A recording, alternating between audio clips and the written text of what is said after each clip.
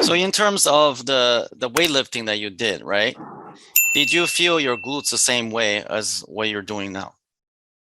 Oh no, like like now it's like I woke up and then when I walk to the toilet, I could feel my glutes engaged, like rock solid. Like when I standing up, when I just stand up, like wait in line to get food, I engage. I don't even have to engage it that hard. Like it becomes a second nature. Like it's like your body's.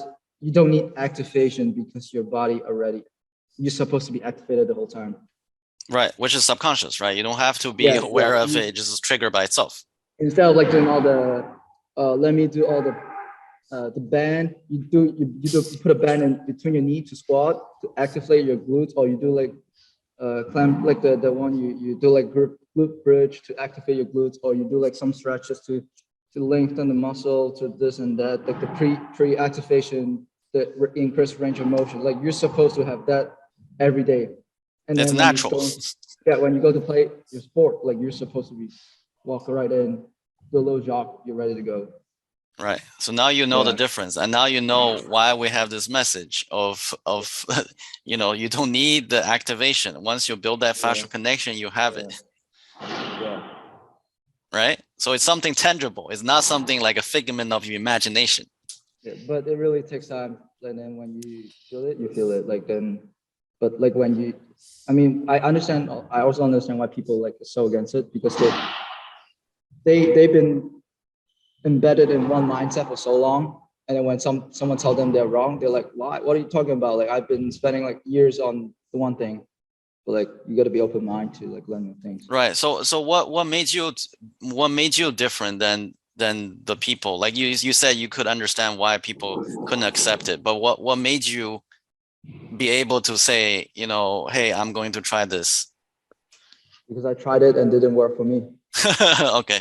I Okay, tried that's it good. the old way, the mainstream way, the like strength and conditioning, the everything. Like, oh, you got to program, like you got a progressive overload, you got to use certain weightlifting technique, like plyometrics, like amortization phase, like all the different triphasic phase, like all the fancy frank contrast training, like all the method. Like, I mean, theoretically it makes sense, but because they don't understand the body, like they lack a part of the understanding.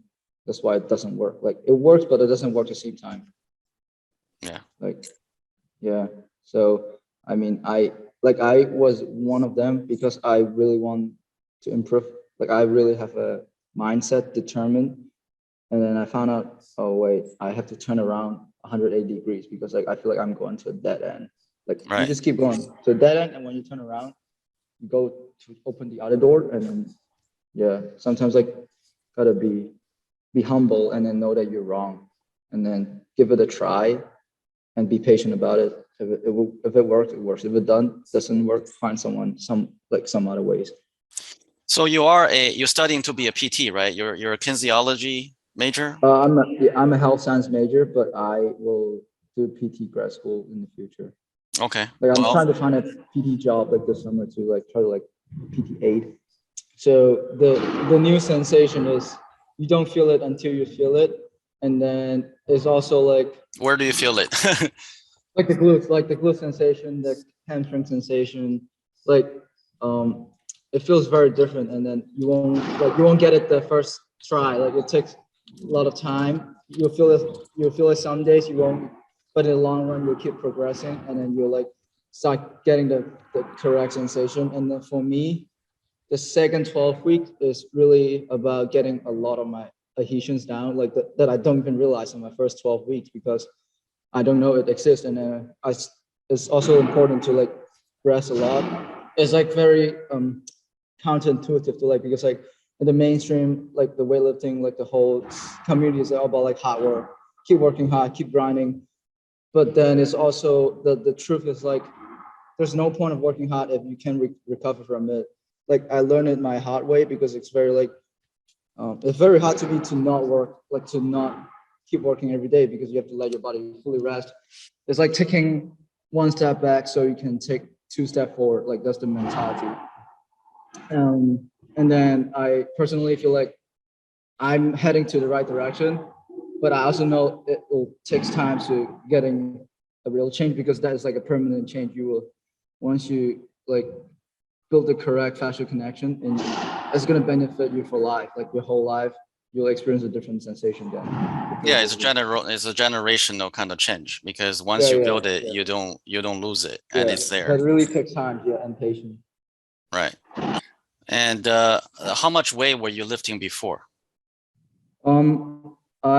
I weigh 138, 135, 138 pounds, and then I could trap bar deadlift 365.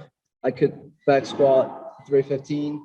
Like I could almost bench like 200. Like it's pretty good for me. Weight like 5'5", and then Yeah. weight like less than 140 pounds. But like those numbers doesn't really help me at all. Like I don't feel like, maybe I haven't lived since like I met you like September.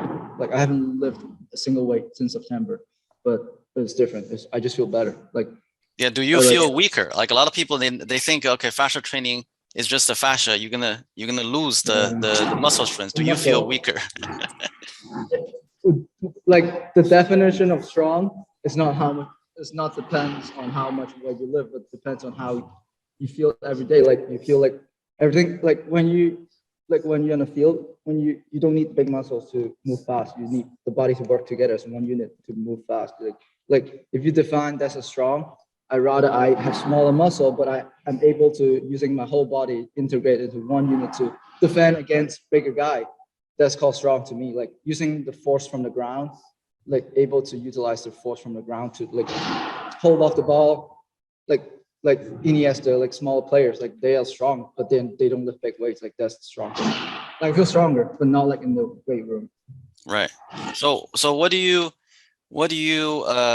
the biggest takeaway for you in the second 12 weeks versus the first 12 weeks? First 12 weeks is basically like learning new things, like accepting a new concept, like oh, you don't need to, like it's different, like you like learning a new way to build yourself, like how, like accepting the concept of like learning to build a fascial connection and stuff, like disregarding the mainstream belief system. And then the second 12 weeks is really, to me, is really understanding my own body, like understand, am I under recover, am I working too hard, am I working not hard enough, do I need to rest, do I need to, what is my weakness, like my, like for me, like my left foot is completely different than my right. I have like different sensations. Then the second 12 is like understand, oh, why do I feel plantar fascia, why do I feel my calves, why do I feel my outer shin, like what does it say to me on my left side, oh, I like for my right side, like why do I feel certain way that when I do the marble drills, when I do the hyperarch hop, like understanding myself and then knowing how to improve and being patient about it. That's the second 12 weeks really, like I learned from it. Yeah.